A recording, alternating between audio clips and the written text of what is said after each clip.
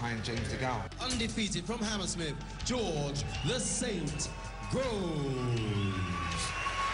He's certainly worried. You know, the fact that he can't beat me must worry him. The fact that I know him and I know how he ticks and I know what gets under his skin must worry him. And the fact that after I beat him, he can't live his fake celebrity lifestyle anymore. You know, he won't be able to hang around in the fake celebrity clubs and hold his head up high. Will surely bother him, and he's made some bold claims. And Saturday night, I'm there to prove him wrong. Body shot. That was sweet. And the gum shield's out. He's in desperate pain. I'm not sure he's going to recover from that. Fight's over. The towel's in. And George Groves makes it 8 out of 8. Beat me in 8 days, then I went on to qualify for the Olympics and win an Olympic gold medal for my country. So it all, the jealousy and the bitterness stems from here.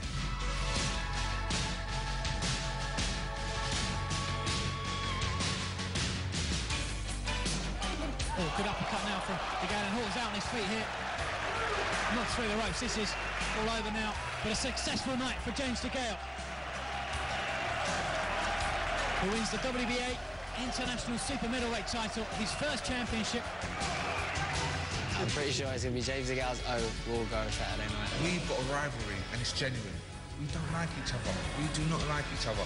So why am I going to be fake and whatever? He's called me long horse face. He's called me this, defile and this and that.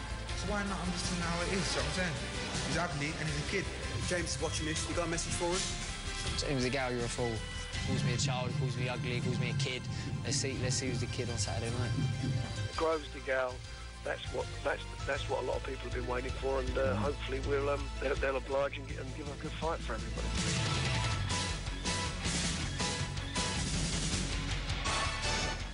Frank Warren there saying, yeah, it's what a lot of people have been waiting for to get it on. Delighted to say Johnny Nelson, WBO Cruiserweight World Champion in his time, of course, as well, with us here at TalkSport Taz. Good morning to you, Johnny. Lovely to see you. Good morning, Johnny. I love coming in here. Yeah. Big Lads Playground. Yeah, exactly. We love it in here. Don't worry about that.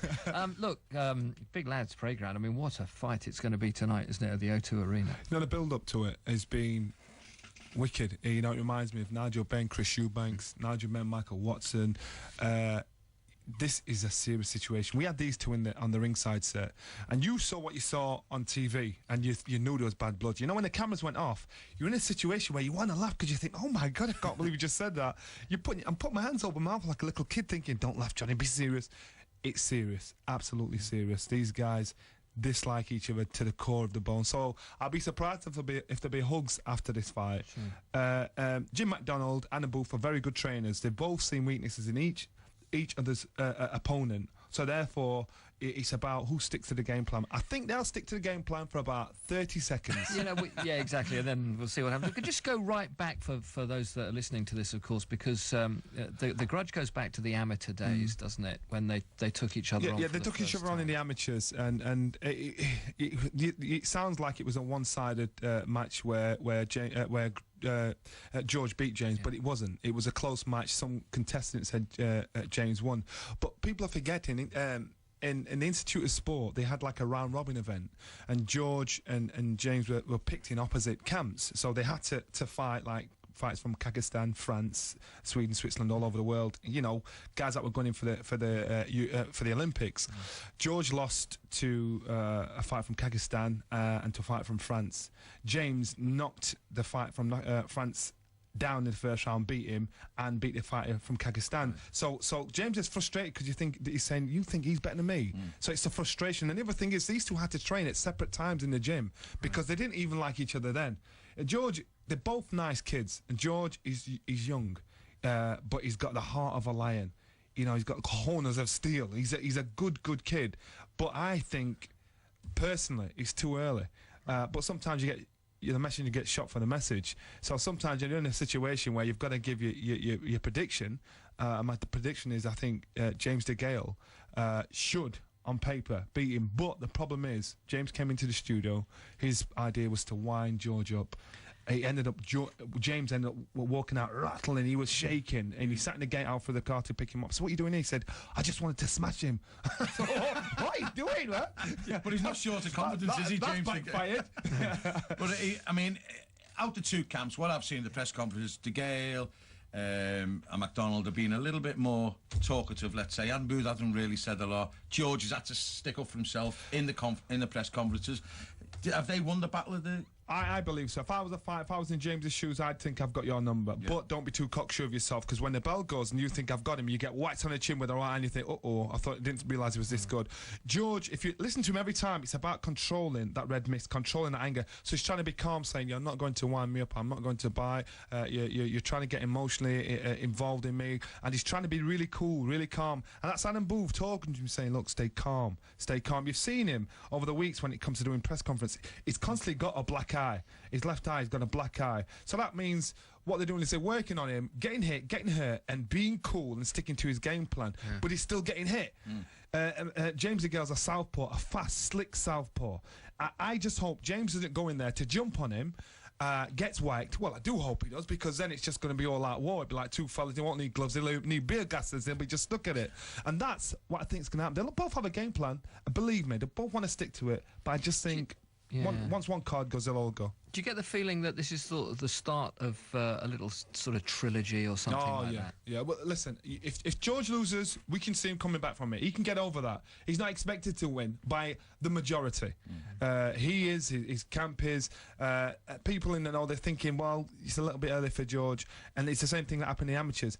If James loses, we can see him doing what Nigel Benn had to do after he lost to Michael Watson. That was shooting off to America and rebuilding himself again. Because James put his neck, his ego, his confidence, the bragging rights for London on the line. And he said so much stuff. He's even bet to cover George's wage. So he said, look, I'll tell you what, if you win, I'll pay you double what you're getting. If you lose, I want your wages. Jim McDonald tried to do that with Adam Booth. Adam Booth wouldn't shake his hand. He said, no, I'm having it. So they've gone back now saying, yes, if your own trainer won't do it, we've got you.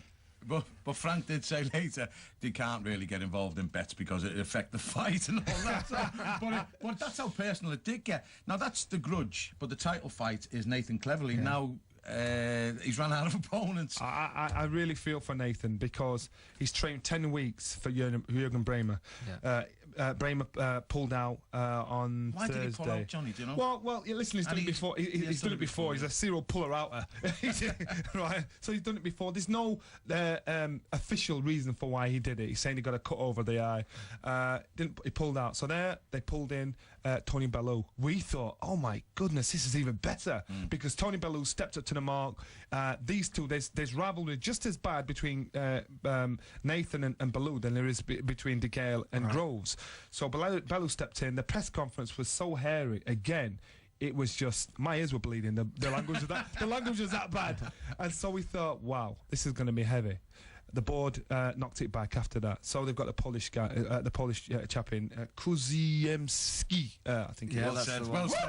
We said it. Kuziemski. Yeah. So now you've got to think about this. Kuziemski is from the same camp as Bremer. Got on the scales, looked in good nick, looked strong. He's not. I've seen him on YouTube. He's not an outstanding concussive, up the pace, drop the pace, but he's strong, consistent. He's backed by Poland's national hero, Dariusz Michalczewski. He was WBO champion for years. Now he has backed this guy, pushing him through. He usually turns up at his fight. We never know. We might see him at ringside. For Nathan, the hardest thing is, if your opponent pulls out, your confidence drops. You get another one, it's gone up. Then he pulls out, he drops down. Now he's fighting someone he knows nothing about, nothing. That's going to be dangerous. This guy's fought Bremer, hasn't he? He fought Bremer. I think he went 11 rounds with Bremer. And he might be a good guy to... It'd be a good guy. He's rated number 11 by the WBO, so he's up there. So, and you mentioned Bellew there as well. I guess if he cleverly comes through all of this properly, then eventually they'll get it on. Can I just ask Johnny about, because my brother's in the Bellew training camp with Mick as well, and just how hard it is to lose weight. I mean, he got the fight at late notice. He was brave enough to take the fight on, Johnny, but he did lose weight, stone very quickly. I've got to reiterate a couple of things that Bellew said. How many fighters would do that? How many fighters would step in against an opponent they hate, that's prepared for 10 weeks, and said, I'll step in at 10 weeks, not 24 hours notice. That's how much I think I'll beat you. No fighters will do that, number one. Number two, to lose almost a stone and a half in such a short space of time, you're almost killing yourself.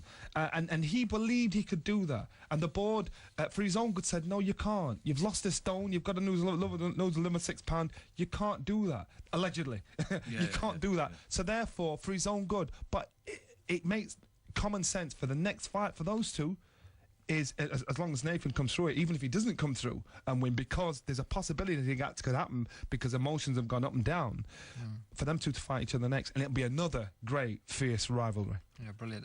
What time's that all get underway tonight? I think the first fight starts at 5:30, so it's going to be a long night. Fantastic. And the undercard, any other Frankie Gavin, Billy Joe Saunders. So we've got the Olympians. We've got a chance to see these guys fly through and see. And you know, Frankie Gavin. I like Frankie Gavin. I think he's a cool, slick fighter. Now maybe he looks at James again and thinks I should be there. I should be at this level now. Because once he turned pro, a lot of people said he was the most talented one out of all of them that was suited the pros better. So hopefully, you know, every one of them is going to try and steal the show. So it's just pressure on everybody. But it's 15 fights on the bill tonight. And so it's going to be a long, long night. Sky, what time? It'll be as low. We're on there at 8 o'clock. I love ringside, by the way. Woohoo! All right. Right, little son. Love the show. Thank you. Stuff. Just a word about. Can I just have a word about David Hay and Klitschko and everything that's?